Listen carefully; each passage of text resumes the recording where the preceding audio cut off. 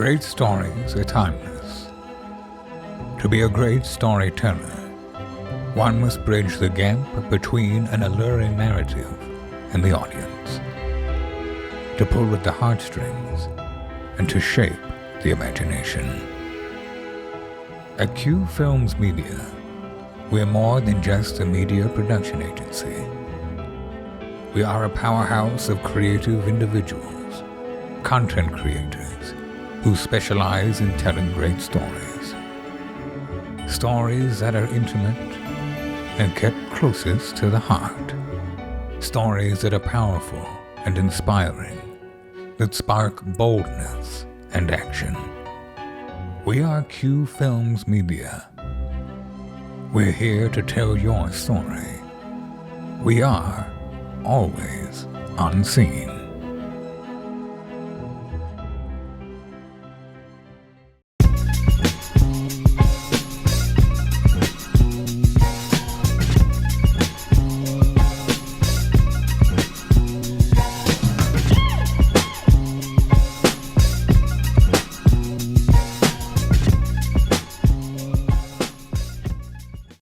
Sikandar, how you doing, man? What's up, dude? I'm doing well. How are you? I'm doing well. I'm looking forward to our conversation, man. Me too. Last time me and Kenny chatted with you was almost 3 years ago. That's crazy. Like, time flies, man. That must have been like right before COVID shut everything down, hey? Yeah, that was right before everything. Before we knew about bats and all that they can bring to the world. Yeah. This is so I'm curious, before we get into, like, obviously, Next and kind of like the businesses and stuff. Yeah. I want to get more into you as a person, Sure. You as an entrepreneur, before we get into kind of the business stuff. Let's do it. Have you always had like the business sense? You always wanted to be an entrepreneur? Like, take me back before, the Next Equity days, just kind of like you as an avid hockey player or just kind of growing up, talk to me about that. Yeah, no. So I grew up here in Edmonton, but grew up in a very entrepreneurial household, right? My dad was a serial entrepreneur throughout his entire career. So when I was growing up, it was never something that was unfamiliar to me, right? Like, it was always something that was encouraged. I started my first business when I was 18, my second business when I was 20. So, I mean, it was never like a scary thing to go out and try to do something on your own from an entrepreneurial perspective. But I had a pretty like normal childhood otherwise, right? Like you said, I played a lot of hockey. I liked hanging out with my buddies. And to be frank, like I actually didn't necessarily think I was going to go into business right off the hop. But obviously, everybody dreams of playing pro hockey when they're a kid. But when I was, a chubby little 10-year-old, I realized that wasn't going to happen. But I actually was really interested in law when I was like a kind of teenager and like in high school. And my dad was always the type of guy who was like, business is the pathway to whatever you want to do, right? So he was like, listen, you can become a business person and hire a lawyer. And I was like, that's not quite the same thing. That's what I'm trying to be, but fair enough. So he pushed me definitely into at least pursuing my BCom. But from there, it was just I think that plus having that freedom to go chase whatever business opportunity that I thought could be of interest. And again, these were not big businesses. These were literally small things that I started with my buddies in university. One was a clothing company where we literally bought a heat press and started making custom T-shirts. And, it was like, I think we each invested $200 and got it going, right? And then... So, but just having that, mindset of it's whatever, just go for it, right?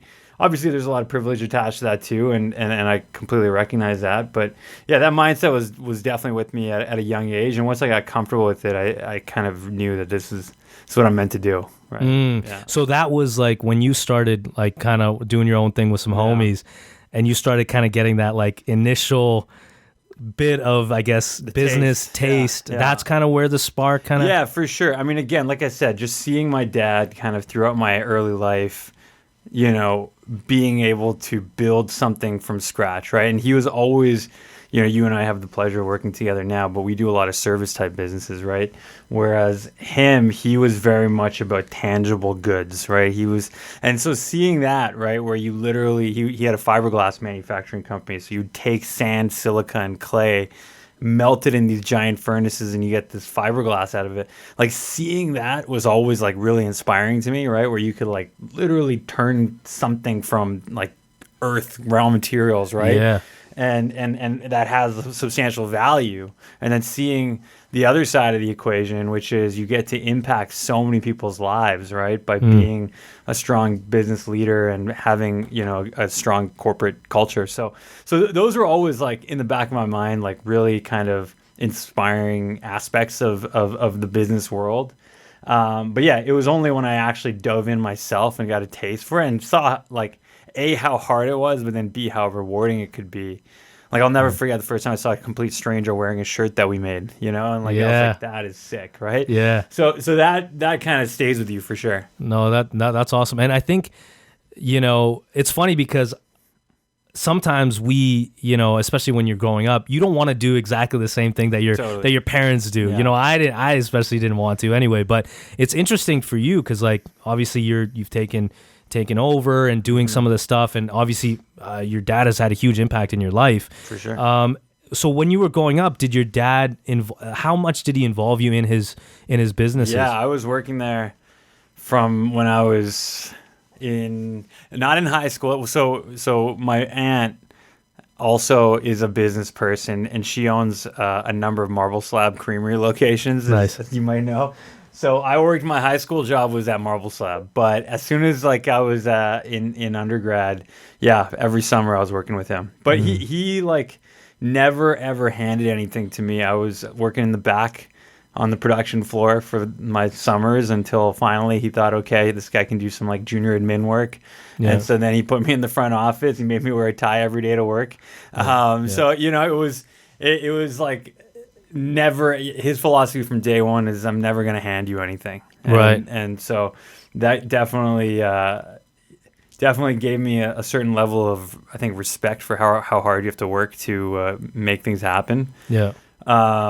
But yeah, he involved me for sure. And I was actually just talking to my wife about this yesterday. Like I was remembering a story of when we had like a large, foreign investment opportunity overseas, and the banker was coming. It was from I won't mention like the exact circumstances, but it was one of those like intimate, like dinners that seal the deal type of thing. Right? What do you see on the movies? Yeah, exactly. And I was like 19 years old. I was like vividly remember this. Like, it happened in our house. Maybe I was even younger. It might have been like 17. Yeah. But yeah, he was made sure I was there for that even, right? So like definitely, had me involved where he thought it would make an impact. Yeah. On me for sure.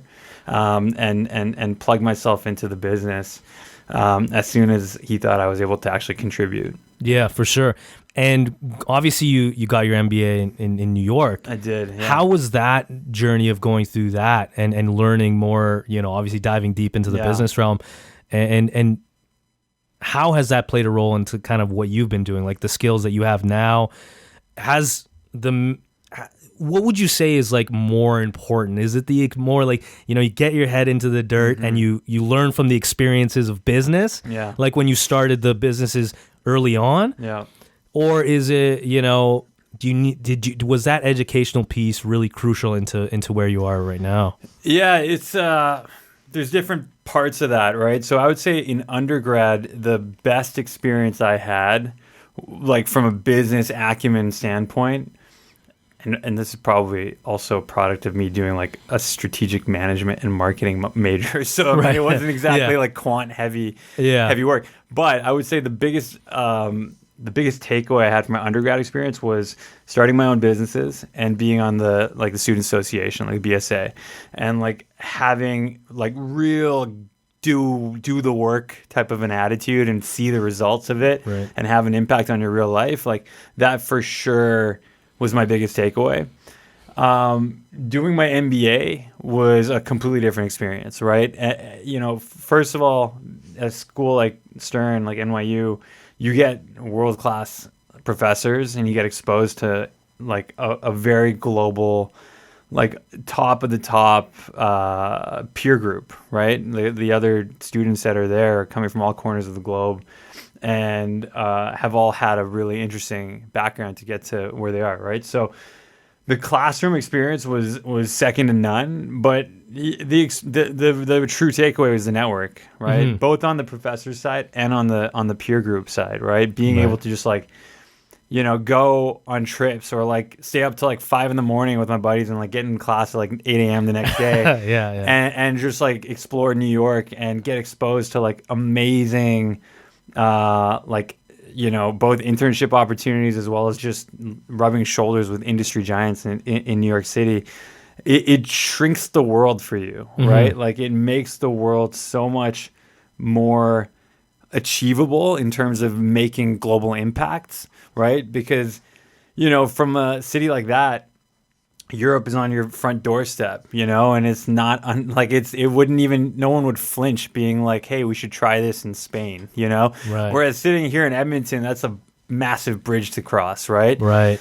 So it was more so the mentality that you learn being in a setting like that, which gives you like a crazy amount of ambition and a crazy belief that you can go do something if you can actually put together a proper plan behind it, right? Yeah, for sure. And I mean, obviously New York, the city that never sleeps, and the hustler's mentality and the grind, that's all that encapsulates that city. Totally. Yeah. We're going to dive right into, you know, I want to get into the next portion of this, actually with the Mosquers. Let's do it. Because I know, obviously, you've been involved with the Mosquers for a long time. Yeah. And something you said in our previous conversation on the second floor, you were talking about how you wanted the Mosquers to be targeted for more of a broader audience instead of, you know, Muslims created by Muslims and whatnot, and just kind of a whole, just for Muslims, right? You wanted it for a more broader audience. And so I'm curious, you know, that was our conversation 3 years ago, but has that kind of shaped where you have brought in more of a broader audience? Are there more filmmakers, creatives? Has it changed? Is there a good, healthy mix now after the last few years? Yeah, I think there's a good, healthy mix. I mean, at the end of the day, you know, we're still looking to spotlight and platform Muslim artists, right? That's for sure. That's number one. So, you know, if we can give a platform and give them exposure and access to resources and, you know, connections to a broader audience, whether that's a broader Muslim audience or just a broader audience in general, that really, at the end of the day, is a win in my books. But yeah, at its core, the Mosquers was developed to build bridges between the Muslim and non-Muslim community, right? It was meant to combat against those misconceptions and stereotypes of Muslims, you know, only having a certain type of representation in media. And so, you know, if you're preaching to the converted, so to speak, then you're not really doing as big of an impactful job as, you know, you likely are able to do. So from our perspective, yeah, getting diversity in the room is absolutely still central to what we're trying to accomplish. If we look at the progression over the last 3 years, unfortunately, COVID knocked us out in both 2020 and 2021. Right. We had festivals lined up for both years. Both times had to get pushed. And we purposely decided not to do a digital fest as well, even though I know a lot of film festivals decided to go that route. We still stayed very active. We still did a lot of digital programming. We still had our podcast up and running, and we were growing pretty substantially with that.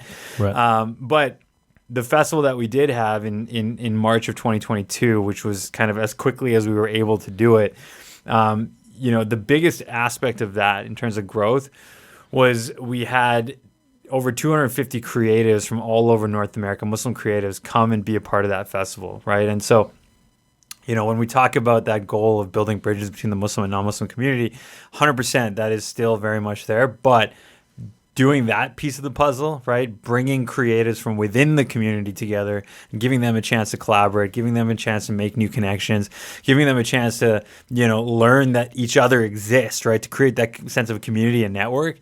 That to me was incredibly important, right? And then from there, it goes into how do they then work together? How do we collectively work together to create content that will be exciting and entertaining and something that will be, happily consumed by anyone, regardless of what their religious background is or their ethnic background is or whatever the case is, right? We want to create world-class content that can't be ignored regardless of what religion you come from. I love that, man. And I want to get more into what were your struggles when you initially started with the Mosquers? Like, what were those initial struggles in, this is obviously you wanting to have a voice in the Mosquers and being part of the group. And talk to us about the initial kind of challenges of building the fest. Yeah, so I was asked to join the board when I came back to Edmonton in 2015, and so I joined a little reluctantly at first because I told them, I said, listen, right now this is a festival that's kind of lost its way in my opinion. At that point it was very much a small grassroots festival. And I remember I came back to Edmonton in 2013, I think it was 2013 or 14, and Maz Jobrani was headlining that year, and he's like a very famous comedian, and it was at the Jubilee, and the production value was like 10 out of 10, incredible. But like you could tell the crowd was there to see Maz and not the movies, right? And that to me like was really disappointing because at the end of the day we're a film festival, right? And we need to make sure that the films become the star of the show, right? And so that also made me think, well, if we're ever going to get to a space where this is not just a for us or by us for us type of situation, which again, nothing wrong with that. But if our aspirations are to try to build bridges with a broader community, we need to revert back to turning our attention to the films being the focus, right? And so that was one of the biggest things that I wanted to do as we joined the organization. And I knew as well at that point that, in order to do that, you need more funding. So I joined as a partnerships director. And then a few years later, I joined as well, I didn't join, I was already part of the team, but I became the chair of the festival. And so I've been kind of in that role, and then brought on one of my colleagues, Sophia, to co-chair with me. And so the real big focus over the last 5 years is how do we create a festival that's truly world-class in all aspects, right? So how do we make sure that the talent that performs is world-class? How do we ensure that the films that are being showcased are world-class? How do we ensure that the production value is world-class? And how do we make sure that the experience that people have when they come, when they're there, and when they leave is also world-class, right? So, we talk about this all the time. There's no reason why, Park City, Utah can have Sundance, which draws, tens of thousands of people from all over the industry and all over the world. And we can't have something similar here in Edmonton where the Rocky Mountains are in our backyard for at least the Muslim community, right? And if we can get enough of that world-class talent, enough of that world-class production, then there's absolutely no reason why someone who's not Muslim wouldn't also have an incredible experience in that situation, right? We make a very, very important differentiation between not being a festival about Islam, but instead a festival about Muslims, right? And you might think, okay, well, what's the difference? Well, one, we're not trying to teach people about necessarily the religion. We're not trying to make any scholarly decisions about what's right or wrong within the religion, nor do we have any ability to do that, right? We're not qualified to do that.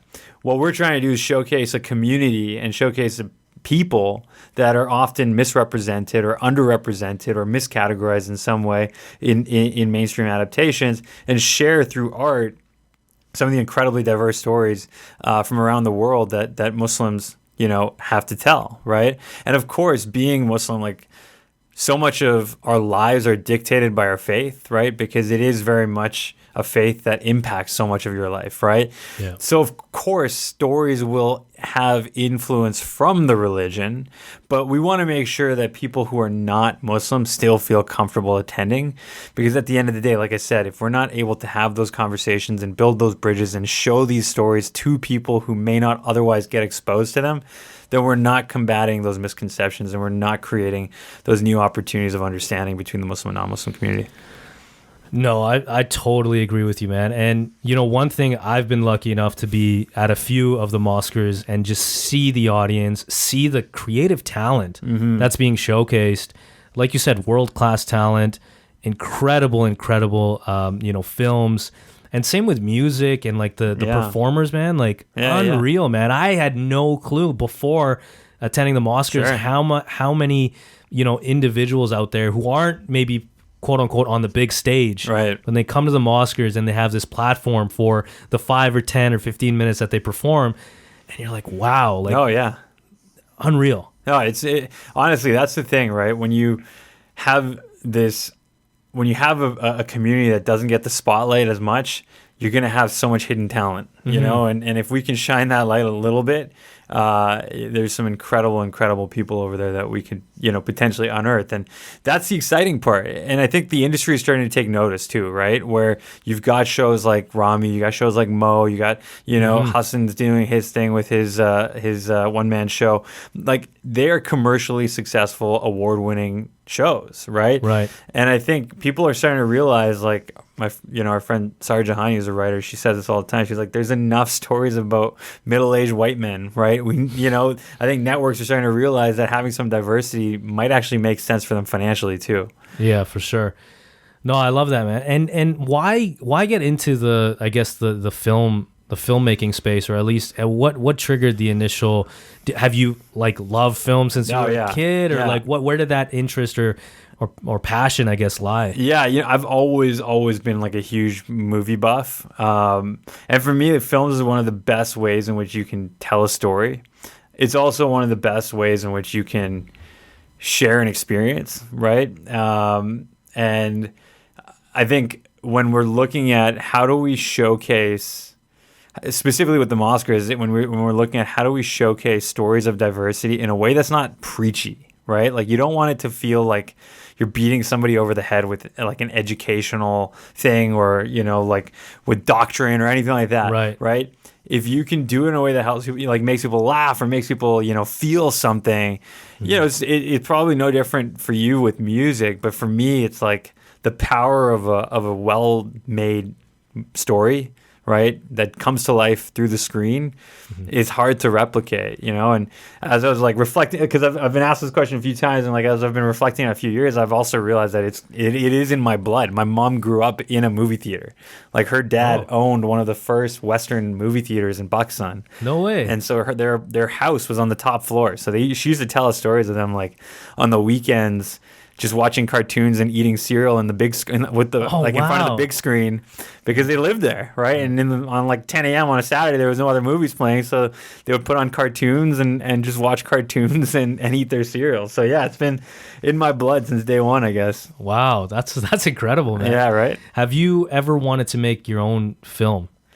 I mean, I used to be like very, very, very amateur filmmaker with the Oscars, actually. Like, that was my first exposure to the Oscars, was submitting films. Right. So like, first, 4 or 5 years of the Oscars, I would submit with a couple of my buddies, and we'd make like goofball comedies and have fun with it, right? Yeah. For me, I think where I see my value now is not necessarily like on the kind of, on the creative side, but more on the production side, right? I think I've got some expertise that I could likely lend people as it relates to, help. How can we tell a story that is both powerful as well as successful? Because at the end of the day, I think that's the one thing that people shy away from talking about, is that at the end of the day, this is a business, right? And if you want to have mainstream success, i.e., you want your story told in front of a large audience, you have to think about that commercial aspect of it too. Absolutely, and obviously, I mean, just seeing the last, few years of, again, me being part of the Oscars, even before COVID, me submitting my creative project and just seeing it grow and how it's evolved. Yeah. I think it's incredible, man. Yeah. And we're like, the two things that we're really focusing on right now are how do we create more continual programming for people to enjoy throughout the year, right? So, for example, next weekend we have an event in partnership with Bomb Yag and the Green Room and Mac and McDougall to put on both a market and a showcase of Black Muslim artists. So we've got a number of Black Muslim vendors who are going to be, selling whether it's like their artisanal goods or their art, like whatever it is. We've got about like a dozen vendors lined up, and we've got Amir Suleiman, who's like a Grammy-nominated spoken word artist, coming down to headline and we've got about 3 or 4 other performance artists who are going to be doing a set there. So like that is an example of something that we want to do to keep our presence relevant for the community at large throughout the year.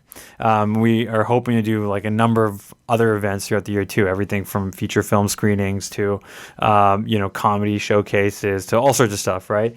The other thing, that I think is super important that we're working on is how do we develop talent, right? Mm-hmm. And so we just yesterday or 2 days ago announced our incubator program for this year. And so we're going to be hoping to select, and this is going to be strictly around our Alberta-based creatives, because that's an area where I think we still have some room to grow, right? Right. We want to make sure the Muslim creators here in Alberta have the same resources, same access to information, and the same opportunity to succeed as every other creative in the world, right? So we've put together this program where over the course of the year, we're going to select somewhere between 3 and 5 creatives to work with, and that like initial cohort is going to get put through different workshops throughout the year led by industry experts. So we've got like Emmy-nominated directors talking about how to storyboard. We've got Peabody winning writers talking about how to she'll give notes on your first draft script. We've got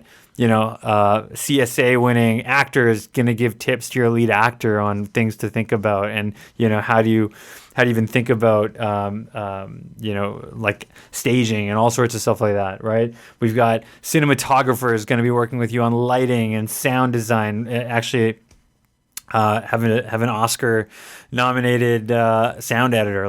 We've got this incredible plethora of expertise that we're going to be lending to local talent. Plus, I don't know if I'm officially allowed to announce this yet, but I think I am. Fava has generously partnered with us to provide equipment to all of our different cohort members as well. So, you don't have to worry about where am I going to get the money to pay for my sound equipment or whatever, lighting equipment or even video cameras or whatever. So Fava's doing a pretty substantial partnership with us to help supply all of those things. Mm-hmm. So our hope is that by the end of this, we've got 3 to 5 incredible short films made by local Alberta-based Muslim filmmakers. So the applications for that are going to open actually. Is it today? It's the 10th? Yeah, today. So they open today, go for another 2.5 weeks, and then by the end of this month, we'll hopefully pick our 3 to 5 cohort members. That's incredible, man, yeah. And I'm definitely going to apply. I'm letting the audience know, but man, that's incredible. The fact that you, and I was actually just going to bring this up on my next point, the fact that you are still focusing on Alberta-based creatives and giving them that opportunity, I think is incredible, man. We have to. And yeah, it's admirable. You know what I mean? And but it's also like necessary, we don't want this to turn into a thing where it's just one night of the year where we get a bit of a spotlight and then it's done, right? I think our responsibility is also making sure that our own backyard is taken care of, right? We're like huge boosters of the city of Edmonton when we go out and talk to different creators from all over the world to tell them about, hey, you should come and perform at the Oscars or submit your film to the Oscars, and here's all this amazing stuff that we do. And Edmonton's not just like a quick stopover. You should add 2-3 days, go to the mountains, have some fun. Like we created a whole Explore Edmonton package. But we can't just be looking outside of our own borders, right? We've got to make sure that the talent here, because at the end of the day, we were born out of like this grassroots initiative. And if we forget where we come from, then, it's very easy to lose sight of where you are trying to go, right? Yeah, no, I love that, man. What's next for the Oscars? I mean, obviously there's a bunch of different initiatives that you want to tackle, but what is the next, maybe give me a bird's eye view of what the next 5 to 10 years, if where you want to go, where the team wants to go for the Oscars. I mean, look, I think at the end of the day, growth is the big thing, right? We've got some substantial goals for this year. We do have a festival planned we're going back to our fall schedule. Typically we're a fall festival. Last year we did it in March only because October 2021 got canceled and we didn't want to wait all the way till October 2022. But we're going to go back to our fall schedule. The big thing for us is we got to grow up as an organization, right? As it stands right now, we're 100% volunteer run. We've got about 35 38 people all around North America who are part of the Oscars team. We need to hire an executive director. We need permanent space. We want to build out a maker space where people like you or whomever want to come, record a podcast or use a film editing bay or do a photo shoot. Like, you have access to that equipment and a studio. So we want to create a makerspace for the Muslim community where we can encourage the cultivation of new talent and new content creation. So those are all, I wouldn't even say those are 5-year goals. That's like my 1-year goal, right? We want to get this in place now. 5 years from now, we want to be that Sundance, right? We want to make sure that this is on the radar of every single Muslim creative, and it's on the radar for everybody in Edmonton who's interested in the arts, right? Regardless of what their faith is, regardless of what their background is, they should know that, oh, did you know we have the world's largest festival that celebrates Muslim creativity? If that is something that we can make synonymous with the city of Edmonton, just like we're known for the Fringe and, or the biggest outside of Edinburgh, it's like, great, right? Let's be the biggest in the world for Muslim talent. That would be, for me, success in the next 5 years. Love that. We're going to be right back.